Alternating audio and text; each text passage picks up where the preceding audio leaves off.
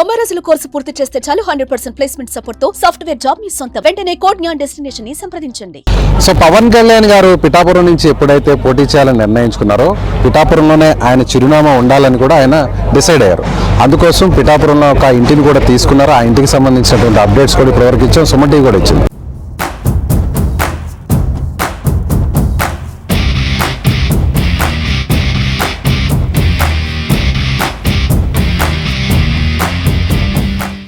అయితే ప్రస్తుతం మనతో ఉన్నారు ఆ ఇంటికి సంబంధించినటువంటి ఓనర్ కుమారి కిషోర్ గారు. ఈయన పవన్ కళ్యాణ్ మీద అభిమానంతో వీరి తండ్రి కుటుంబం అంతా కూడా పార్టీ కోసం ప్రచారం నిర్వహించారు. అనేక కష్టాలు పడ్డారు. పవన్ కళ్యాణ్ పిఠాపురంకు వస్తున్నారని తెలిసి వీళ్ళే స్వయంగా ఆయన దగ్గరకు వెళ్ళి వారి ఇంటిని ఆయనకు అద్దెకిచ్చేటువంటి పరిస్థితి కావచ్చు, లేదంటే వేరే రకంగా ఇచ్చే పరిస్థితి కావచ్చు. వాటన్నిటి గురించి డిస్కస్ చేద్దాం, తెలుసుకుందాం. పవన్ కళ్యాణ్ గారు పిఠాపురానికి వస్తున్నారు, ఇక్కడి నుంచి పోటీ చేస్తున్నారని డిసైడ్ అయ్యాక మీరు ఆ ఇంటిని ఇవ్వాలనుకున్నారా? ఆ ఇంటికి సంబంధించినటువంటి అప్పగించే కార్యక్రమం ఎలా జరిగింది, దాని గురించి డీటెయిల్గా, అంటే అందరు కూడా వెయిట్ చేస్తుంటారు. పవన్ కళ్యాణ్ గారికి ఇల్లు ఇచ్చారు ఎవరు, అసలు మీరు ఏం చేస్తుంటారు, ఎందుకు ఇల్లు ఇవ్వాలనిపించిందా, అమ్మారా, లేదంటే ఆయన కొనుగోలు చేశారా, లేదా అద్దెకి ఇచ్చారా, ఇలా రకరకాల అనుమానాలు ఉంటాయి. వాటి గురించి రివీల్ చేసే ప్రయత్నం. సార్కి ఏదో విధంగా ఇది తెలియాలి. పిఠాపురంలో ఉన్న అభిమానులు ఎవరన్నా సరే 1,00,000 ఓటుకి ₹1,00,000 ఇచ్చినా సరే మారిన వ్యక్తులు ఎవరన్నా ఉన్నారంటే పిఠాపురం నియోజకవర్గంలో అమ్ముడు పోరండి, ఏమీ చేయరండి.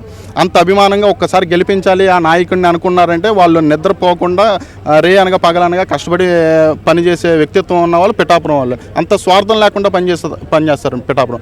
అలా మేము సార్ని ఒకసారి కలవడం జరిగిందండి. సార్ మీరు పిఠాపురంలో కంటెస్ట్ చేస్తే ఈ 19 నియోజకవర్గాలు ఎఫెక్ట్ కూడా పడుతుందండి. పిఠాపురం ఒక సెంటర్ పాయింట్ అవుతుంది, ఒక ఆధ్యాత్మికంగా కూడా చాలా బాగుంటుంది సార్. ఇది పిఠాపురం అనేది శక్తిపీఠం ఉన్నది అని చెప్పిన తర్వాత సార్ కూడా అప్పటికి అంటే సార్ని మేమేమో భావిస్తున్నామంటే అదొక ఇన్విటేషన్ అండి సార్కి. ఒక ఏం చెప్పాలంటే ఒక దైవం ఏదేదో ఒక పిలుపు సార్కి వెళ్ళిందని మేము భావిస్తున్నామండి. ఆ పిలుపుని సార్ మరి ఏ విధంగా మలుచుకున్నారో సార్ తర్వాత పిఠాపురం రావడం జరిగింది. అదే టైంలో మేము ఏం చెప్పామంటే సార్ ఇక్కడ కొత్తగా మేము ఇల్లు కన్స్ట్రక్ట్ చేస్తున్నాం సార్, మీరు వచ్చి ఒక్కసారి చూడండి సార్ అని చెప్పడం కూడా జరిగింది. తర్వాత అవన్నీ కూడా మేము సాఫ్ట్వేర్ కంపెనీ పెట్టాము, ఇవన్నీ కూడా జరిగినాయి. ఒక 3 సంవత్సరాలు ఇప్పుడు పవన్ కళ్యాణ్ గారు ఉండేటువంటి ఆ ఇంటిలో మీరు కంపెనీని పెట్టామండి. ఇది ఇంటిని ఎన్ని సంవత్సరాల ముందు కన్స్ట్రక్షన్ చేశారు మీరు? 3 సంవత్సరాలు ముందు నుంచి కూడా మేము ప్లాన్ చేసుకున్నామండి. 3 సంవత్సరాలు పట్టిందండి. ఉగాదికి సార్ వచ్చి ఓపెనింగ్ చేసి సారు ఆఫీసు ఇవన్నీ కూడా అక్కడి నుంచే రన్ చేయడం జరిగిందండి. ఓకే, అంటే ఇది ఎంత స్థలం, ఇది ఎంత కొనుగోలు చేశారు, ఎప్పుడు కొనుగోలు చేశారు? ఇది 2005 నుంచి ఇంతకు ముందు కూడా మా పొలం అండి అది. ఆ పొలాన్ని ఈ కన్స్ట్రక్షన్ చేసి సుమారుగా ఒక 70 సెంట్లో ఈ భూమి కన్స్ట్రక్షన్ చేసి బిల్డింగ్ కన్స్ట్రక్షన్ చేసి చేయడం జరిగింది. ఏ సంవత్సరంలో దీన్ని కన్స్ట్రక్షన్ పూర్తి చేయడం జరిగింది? ఇది 2024 అండి, 24 ఉగాది అండి. ఉగాదికి సార్ చేతుల మీదుగా ఓపెనింగ్ చేస్తారు. కన్స్ట్రక్షన్ సుమారుగా 3 సంవత్సరాలు పట్టిందండి. 3 సంవత్సరాలు. ఇది మీకు ఇబ్బంది లేదనుకుంటే ఎంత ఖర్చు అయింది? ఈ స్థలం కావచ్చు, లేదంటే ఆ ఇంటికి నిర్మాణానికైనా ఖర్చు కావచ్చు. ఖర్చు అయితే ఎక్కువే అయింది సార్. అంటే రఫ్గా అది లెక్కలు లేవు సార్ అవి. అంటే ఇప్పుడు ప్రస్తుతం పవన్ కళ్యాణ్ గారు ఉన్నారు కాబట్టి దాన్ని అసలు డబ్బులో కొలవలేము, దాన్ని లెక్క కట్టలేము. మీ అభిమానాన్ని లెక్క కట్టలేము, ఆ స్థలాన్ని ఆ ఇంటిని కూడా లెక్క కట్టలేము, అంతేనంటారా? పవన్ కళ్యాణ్ గారు ఇక్కడికి వచ్చారు కాబట్టి దానికి లెక్క కట్టలేనంత విలువ సార్ అది. సో మీరు అమ్మేరా, లేదంటే అభిమానంతో ఆయనకి ఇచ్చేసారా, ఏంటి దాని గురించి ఒకసారి చెప్పండి. డైరెక్ట్గా మేము పవన్ కళ్యాణ్ గారికి చెప్పడం జరిగింది సార్. సార్ ఇలా మీరు పిఠాపురంలో కంటెస్ట్ చేస్తే బాగుంటుంది సార్, మీరు ఇలా పిఠాపురంలో వచ్చినప్పుడు బిల్డింగ్ కూడా కొత్తగా ఓపెనింగ్ అవుతుంది సార్, మీరు వచ్చి ఓపెనింగ్ చేసి మీరు ఇక్కడ కంటెస్ట్ చేసేలాగా ఉంటే ఇక్కడ ఇందులో ఉండదు సార్, మీరు ఎన్ని సంవత్సరాలు ఉంటారో ఉండండి సార్, మాకు అభ్యంతరం లేదు అని ఫాదర్ చెప్పమన్నారు సార్. ఆ విధంగా చెప్పడం జరిగింది సార్. దానికి ఓకే అన్నారా? నేను చూస్తానని చెప్పారు సార్. అప్పుడు వచ్చి టీం చూసారా? వచ్చి దాని తర్వాత టీం రావడం, తర్వాత ఓకే చేసుకోవడం, సార్ వచ్చి ఉగాదికి ఓపెనింగ్ చేయడం జరిగింది సార్. అంటే సార్కి తగ్గట్టుగా దాన్ని మలుచుకున్నారు, ఆ లోపల ఇంటీరియర్ కానీ లేదంటే ఆ రూమ్స్లో ఉన్నటువంటి ఫర్నిచర్ ఇవన్నీ కూడా? అలానే కాదు సార్, ముందుగానే మీరు మీకోసమే ప్రిపేర్ చేస్తాం సార్. ఓకే, అందులో ఏమేమి నడిచేవి? అప్పుడు పవన్ కళ్యాణ్ గారు రాకముందు ఏమేమి నడిచేవి, ఇప్పుడు పవన్ కళ్యాణ్ గారు వచ్చిన తర్వాత ఇంట్లో ఇప్పుడు ప్రస్తుతం ఎలాంటి యాక్టివిటీస్ నడుస్తుంది? అంటే ఫస్ట్ ఫ్లోర్, గ్రౌండ్ ఫ్లోర్ ఏమో అర్జీలు ఇవన్నీ కూడా స్వీకరిస్తారండి. ఫస్ట్ ఫ్లోర్ వచ్చేసి ఆఫీస్ రన్ చేస్తారండి. సెకండ్ ఫ్లోర్ నాగబాబు గారు ఉంటారండి. థర్డ్ ఫ్లోర్ ఏమో మన అధ్యక్షులు పవన్ కళ్యాణ్ గారు ఉంటారు. రైట్, ఇప్పటివరకు ఎన్నిసార్లు ఆ ఇంట్లోకి పవన్ కళ్యాణ్ గారు రావడం జరిగింది? చాలాసార్లు వచ్చారండి. గెలిచిన తర్వాత మొదటిసారి డిప్యూటీ సీఎం అయిన తర్వాత వచ్చారు. తర్వాత రీసెంట్గా జనవరి పండగ ముందు కూడా వచ్చారు, రావడం స్టే చేశారు, ఫ్యామిలీతో కూడా స్టే చేశారు? ఫ్యామిలీతో రాలేదండి. ఓకే, సింగిల్గానే వచ్చారు. సింగిల్గానే. అదేవిధంగా పవన్ కళ్యాణ్ గారు ఆ ఇంటిని తీసుకున్నారు, అదొక ఎత్తు. ఇక మెగా తనయుడు రామ్ చరణ్, ఆ దేవత అంటుంటారు సురేఖ గారిని పదే పదే పవన్ గారు, ఆమె కూడా ఉన్నారు. సో ఇక నాగబాబు గారు, ఆయన దాదాపు మొత్తం ఆ ఇంటి నుంచి ఆయన కార్యకలాపాలంతా నడిపారు. ఇక మిగిలిన హీరోస్ వరుణ్ కావచ్చు, సాయిధరం తేజ్ కావచ్చు, ఇలా మొత్తం పవన్కు మెగాకి సంబంధించినటువంటి వారసులు వాళ్ళ ఫ్యామిలీ మెంబర్స్ అందరూ ఆ ఇంట్లోనే ఉన్నారు. అక్కడి నుంచే ఒక రకంగా పవన్ కళ్యాణ్ ఎలక్షన్ యాక్టివిటీ అంతా నడిచింది పిఠాపురానికి సంబంధించి. ఆ ఫీలింగ్ ఎలా ఉంది మీకు? మీ ఇంట్లో మీ అభిమాన హీరో, మీ అభిమాన నాయకుడు, వాళ్ళ ఫ్యామిలీ, ఇప్పుడు గ్లోబల్ స్టార్ రామ్ చరణ్, వీళ్ళందరూ రావడం ఎలా అనిపించింది? అంటే మేము ఏమనుకున్నాం అంటే ఓన్లీ పవన్ కళ్యాణ్ గారు వస్తారని ఉన్నాం సార్. కానీ పవన్ కళ్యాణ్ గారు రావడం వల్ల ఒక మెగా ఫ్యామిలీ ఎంత అభిమానిస్తామో అదేవిధంగా ఒక మెగా కుటుంబం అంతా కూడా ఆ రోజు ఎలక్షన్ క్యాంపెయిన్కి నిమిత్తం మొత్తం అందరూ కూడా రావడం చాలా సంతోషంగా ఉంది సార్ మాకు. చాలామంది అభిమానులు జన్మలో ఒక్కసారైనా చిరంజీవి గారిని కలవాలి, పవన్ గారిని కలవాలి, రామ్ చరణ్ గారిని కలవాలి, ఇలా మెగా హీరోలను కలవాలి అనుకుంటారు. కానీ ఏ అభిమానికి రాని అవకాశం మీకు వచ్చింది. మీ ఇంట్లో ఆ ఫ్యామిలీ ఉంటున్నారు, అక్కడి నుంచి ఎమ్మెల్యేగా పవన్ గారు గెలిచారు, డిప్యూటీ సీఎం అయ్యారు.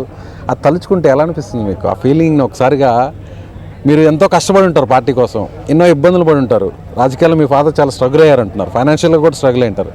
కానీ పవన్ గారు ఇప్పుడు మీ నీళ్ళు తీసుకోవడం, అక్కడి నుంచి రావడం, గెలవడం, ఫస్ట్ టైం ఎమ్మెల్యే అవ్వడం, డిప్యూటీ సీఎం అవ్వడం, 21 స్థానాలు గెలవడం, 2 ఎంపీ స్థానాలను గెలవడం, 100% స్ట్రైక్ రేట్ని ఆయన ప్రూవ్ చేయడం, దేశ రాజకీయాల్లో మోడీ గారికి దగ్గర అవడం, ఇదంతా కూడా ఆ ఇంటి దగ్గర నుంచే జరిగింది కదా.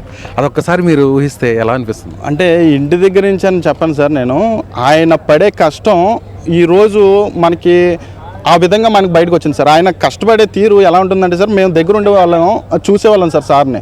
ఆయన ఉదయం వెళ్ళి సాయంత్రం మొత్తం అంతా కూడా అన్ని మండలాల్లో తిరిగి వచ్చేసరికి సాయంత్రం 8 ఆ టైం అవే. మళ్ళీ ఆ 8 నుంచి ఏం చేయాలి ఏంటి అనేది 12, 1 గంట కూడా ఆయన నిద్రపోయేవారు కాదు సార్.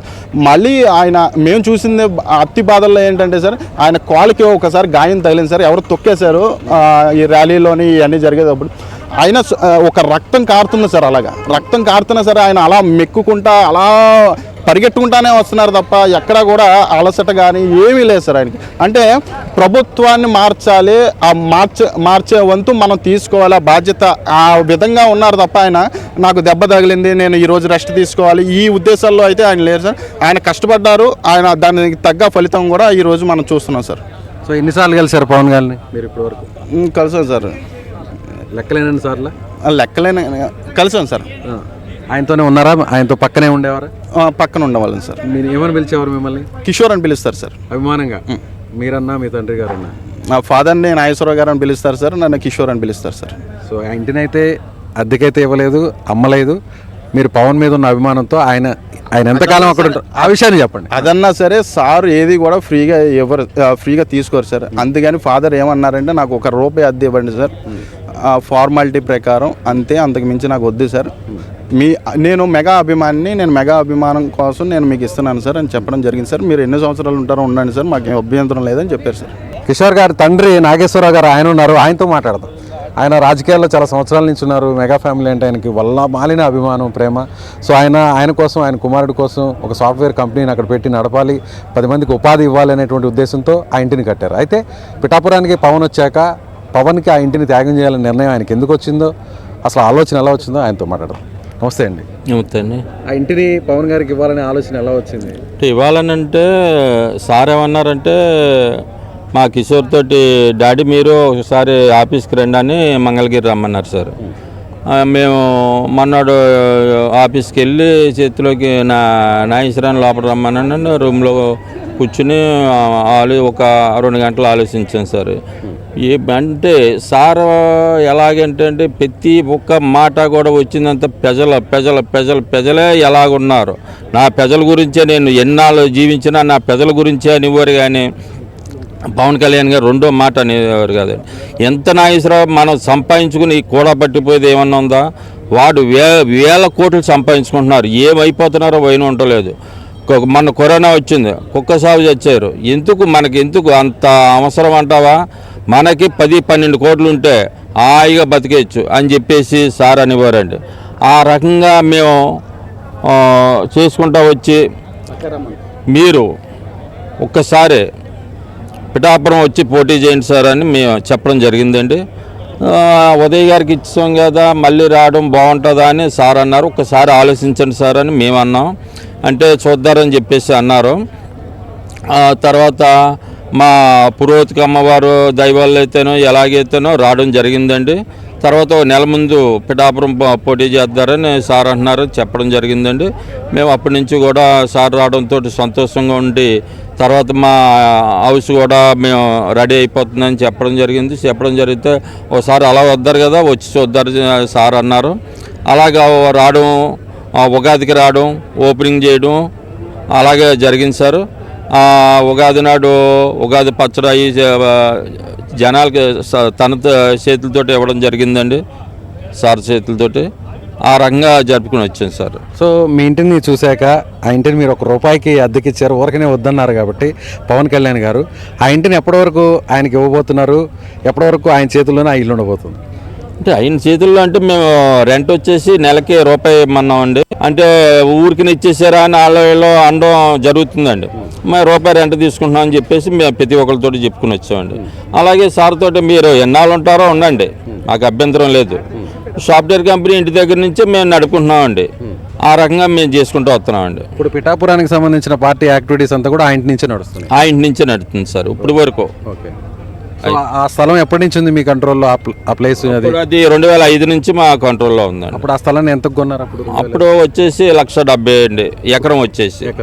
ఇప్పుడు అది ఎకరంలో ఎంత భాగం ఉంది? ఇప్పుడు అది అంటే మేము కొంట అక్కడ 10 ఎకరాలు కొన్నామండి. అది ఆ ల్యాండ్ వచ్చేసి 10 ఎకరాలు, ఒక్కో ఎకరం వచ్చేసి 1,70,000 అండి. ఈవేళ వచ్చేసి ఎకరం 9 కోట్లు అండి. ఓకే. అది మీ కంట్రోల్లోనే ఉంది మిగతా ఆ భూమి అంతా కూడా? సైట్లో వేసి కొంత. ఇప్పుడు ఆ ప్లేస్ అంటే ఆ ప్లేస్ మార్కెట్ ప్రైస్ చూస్తే ఒకవేళ కన్స్ట్రక్షన్ కావచ్చు, ఆ ప్లేస్ ఎంత వాల్యూ ఉంటుంది మామూలుగా? ఎకరం వచ్చే అంటే ఈ హౌస్ ఉన్న ప్లేస్ కావచ్చు, కన్స్ట్రక్షన్ కావచ్చు, ఒక 15 కోట్లు ఉండొచ్చు అండి. 15 కోట్లు.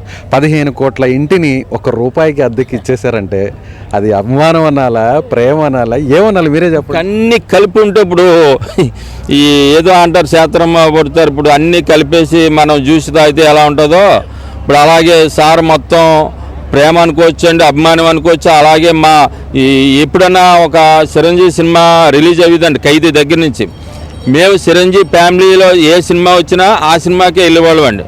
బయట వాళ్ళ సినిమా ఏ సినిమా మేము చూసేవాళ్ళం కాదండి. ఆ రకంగా మేము చూసుకుంటూ వచ్చేవాళ్ళం అండి. అలాగే మా అబ్బాయిలు కూడా చిరంజీవి ఫ్యామిలీ అంటే మొత్తం అంతా మెగా ఫ్యామిలీ అంటే అభిమానం ఎక్కువ అండి మాకు ఎప్పటి నుంచో. గుండెని ఓపెన్ చేస్తే ఎవరు కనిపిస్తారు? ఇప్పుడు రాముడు ఆంజనేయ స్వామి గుండెలో ఎలా తెలుసుకుంటారు అలాగే మా పవన్ కళ్యాణ్ గారు అంటారు సార్. అంతేనా? మీ నాన్నగారు చెప్పేది నిజమేనా?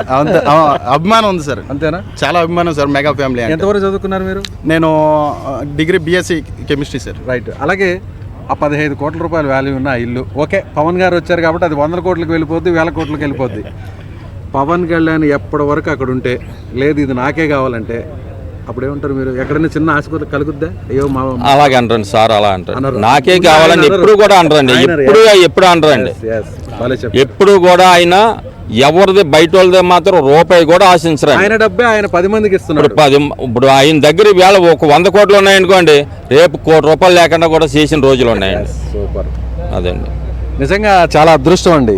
ఎందుకంటే మీ అభిమానం, చాలామంది అభిమానులు ఉంటారు, అభిమానులందరూ కూడా ఒక్కరోజు పవన్ కళ్యాణ్ గారిని, చిరంజీవి గారిని, కార్యకర్తలు కావచ్చు ఒక్కసారి కలిస్తే చాలు, ఒక్కసారి ఆ చేతిని తాకితే చాలు, ఆ పాదాలను అలా స్పృశిస్తే చాలు అనుకుంటారు, ఒక ఫోటో దిగితే చాలు. అలాంటిది మీకు పవన్ కళ్యాణ్ గారు మొట్టమొదటిసారిగా ఎమ్మెల్యేకి గెలిచారు. ఆ గెలవడానికి కారణం కూడా మీ ఇల్లు, మీ ఇంటికి కూడా అడుగు పెట్టడానికి కూడా ఆ వేళ విశేషం అంటారు చూసారా, అవన్నీ కలిసి వచ్చాయి. మొత్తం అన్ని సార్కి అలా కలిసి వచ్చినాయండి, అన్ని అలా కలిసి వచ్చినాయి. అది కలిసి వచ్చింది. అలా మా పిఠాపురం రావడం అయితేనో, ఆ ఇంట్లో రావడం అయితేనో అన్ని అలా కలిసి వచ్చినాయండి. ఇవాళ సార్ అంటే మనం ఒక ఛత్రపతి శివాజీలా చూస్తున్నామండి. మేము ఆయన హోదా ఎలాగుండేదో శివాజీ గారిది ఆ రకంగా మేము చూడాలండి. సార్ని ఒక ముఖ్యమంత్రిగా చూడాలా, సీఎంగా చూడాలా, పిఎంగా చూడాలి. మా కోరికలు అయ్యండి. ఉన్నవాళ్ళ కోరికలు మాకు అనవసరం. మా కోరికలు పిఎం సీఎం మొత్తం 2 కూడా మా చూడాలన్న ఆశ మాకు ఉన్నదండి. నాగేశ్వరరావు గారు, ఫైనల్గా మా సుమన్ టీవీ ద్వారా ఏం చెప్పదలుచుకున్నారు? మీ అభిమానం ఏ స్థాయిలో ఉంది? మీరు పవన్ గారికి సూటిగా ఏం చెప్పదలుచుకున్నారు? ప్రజల గురించి ఆయన 100 సంవత్సరాలున్న ప్రజల గురించి ఆలోచించారు కానీ వాళ్ళ కుటుంబం గురించి ఎప్పుడు కూడా ఆలోచించరండి సార్. సో ఆయనతోనే మీ జర్నీ అంతేనండి, చివరి వరకు అంతేనండి. పవన్ కళ్యాణ్ మీద ఎలాంటి అభిమానం ఉందో వీళ్ళ మాటలు వింటుంటే మనకు అర్థమవుతుంది. ప్రతి అభిమాని కూడా వీళ్ళని చూసి నేర్చుకోవచ్చు.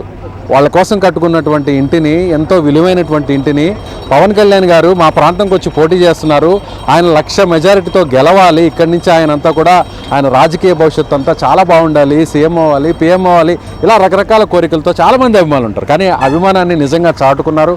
15 కోట్ల రూపాయల వాల్యూ ఉన్నటువంటి ఇంటిని, తమ కోసం ఎంతో కష్టపడి కట్టుకున్నటువంటి ఇంటిని పవన్ గారు ఇక్కడ పోటీ చేయాలంటే ఆయనకి ఇంటిని ఇవ్వాలి, ఆ ఇంట్లో ఆయన ఉండాలి, అక్కడ స్టే చేయాలి అంటూ కేవలం ఒకే రూపాయికి అద్దెకిచ్చారు ఈ కుటుంబం. నిజంగా పవన్ కళ్యాణ్ అభిమానులందరూ కూడా వీళ్ళకు హ్యాట్స్ ఆఫ్ చెప్పాలి ఈ కుటుంబానికి. సో ఇది పవన్ కళ్యాణ్ కెరీర్లో, పవన్ కళ్యాణ్ పొలిటికల్ కెరీర్లో ఇలా వేల మంది అభిమానం ఉండబట్టే ఆయన ఇప్పటికీ సూపర్ లీడర్ అయ్యారు. సో 100% స్ట్రైక్ రేట్తో ఈ దేశ రాజకీయాల్లో విజయాన్ని అందుకున్నారు. మీరేమనుకుంటారు? వీళ్ళు చూస్తే మీకేమనిపిస్తుంది? ఖచ్చితంగా మీ కామెంట్ బాక్స్లో తెలియచేయండి. కెమెరామ్యాన్ శివతో విజయ్, సుమన్ టీవీ, పిఠాపురం నుంచి.